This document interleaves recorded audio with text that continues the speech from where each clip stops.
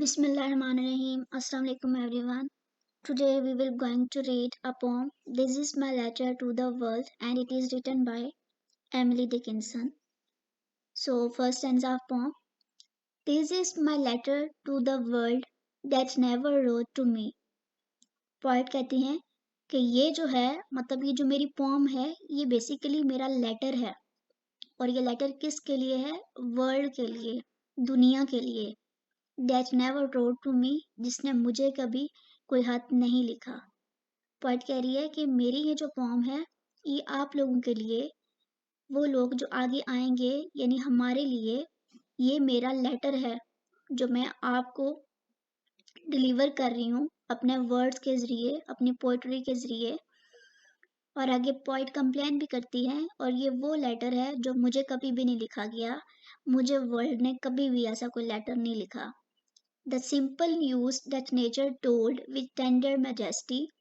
अब पोएट कहती हैं कि इस लेटर में एक सिंपल सी न्यूज़ है जो कि मुझे दी है और मुझे किसने दी है? नेचर ने।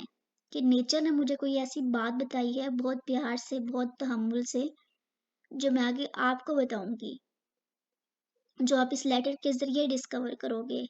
लेकिन पोम में थ्रू आउट ये न्यूज़ हिडन रहती है। Her message is committed to hands I cannot see. For love of her sweet countrymen, judge tenderly of me. So this is very short poem. Her is here for nature. कि nature का जो message है वो committed हो चुका है, वो बयान हो चुका है उन लोगों को जिनको मैं देख नहीं सकती। Two hands I can not see, यानी कि मैंने ये जो लेटर डिलीवर किया है उन लोगों को जिन्हें मैं आगे नहीं देख सकती, यानी कि मैं मर जाऊंगी और मेरे बाद जो लोग आएंगे यानी कि हम हैं और हमारे बाद जो लोग आएंगे वो जो जब हाथ ये मैसेज खोलेंगे, ये पढ़ेंगे, तो वो पोएट कहती है कि वो मुझ हमें या आगे आने वाले लोगों को नहीं देख सकती, लेकिन उन तक हम तक उनका पैगाम पहुंच चुका है। For love of her sweet country man, तो कंट्री मैन हमारी कंट्री के लोग, तो ये जो है नेचर, जो है नेचर का प्यार है हमारे साथ, हम लोगों के साथ, कि उसने हमें एक मैसेज भेजा है। किसके ज़रिए? पोएट के ज़रिए। बेसिकली उसने पोएट को एक बात बताई है और पोएट ने, एमिली डिकिंसन ने, हमें वो बात बताई है अपने लेटर के ज़रिए। Just tenderly of me.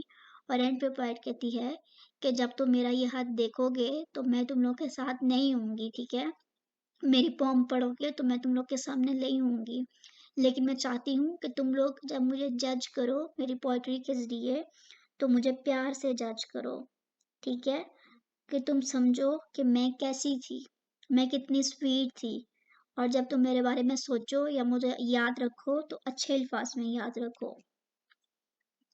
So we will discuss now themes. The first theme is loneliness and isolation.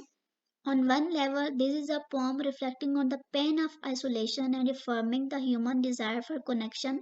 The speaker has written a letter addressed to the world, which here can be read as everyone and everything apart from the speaker.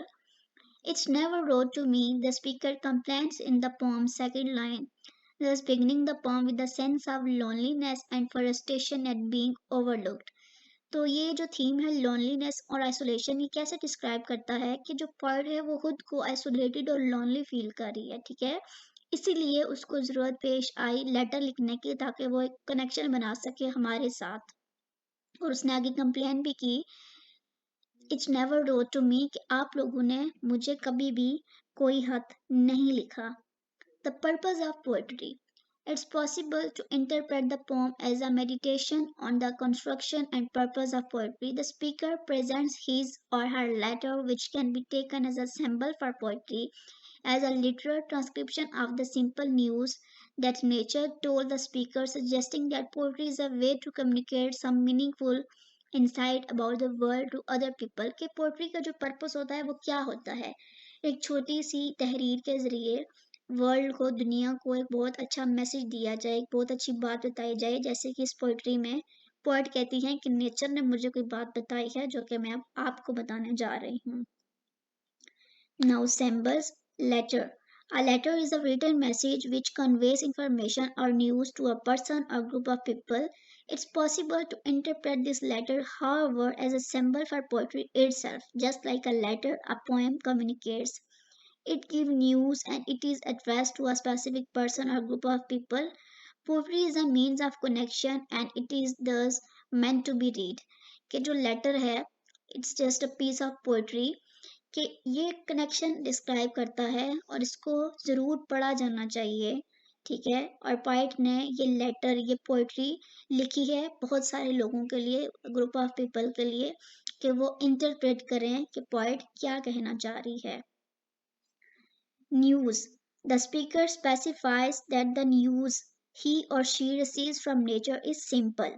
But the speaker doesn't tell the reader what that news is. ठीक है, यानी कि poet ने बोला कि जो मुझे nature ने जो मुझे बात बताई ना वो बहुत सिंपल सी है, लेकिन पोइट ने रिवील नहीं किया कि क्या बात।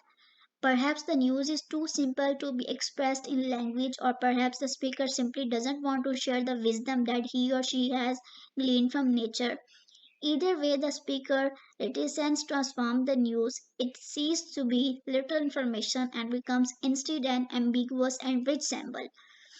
कि जो न्यूज़ है वो मे बी बहुत ज़्यादा अच्छी हो या विजडम की बात हो जो पॉइंट हमसे शेयर नहीं करना चाहती, या शायद इतनी सिंपल हो कि पॉइंट चाहती है कि हम खुद गेस करें कि वो न्यूज़ क्या हो सकती है। ठीक है, तो न्यूज़ को बेसिकली एक सिंबल के तौर पे यूज़ किया गया है। किसका सिंबल? नेचर का सिंबल।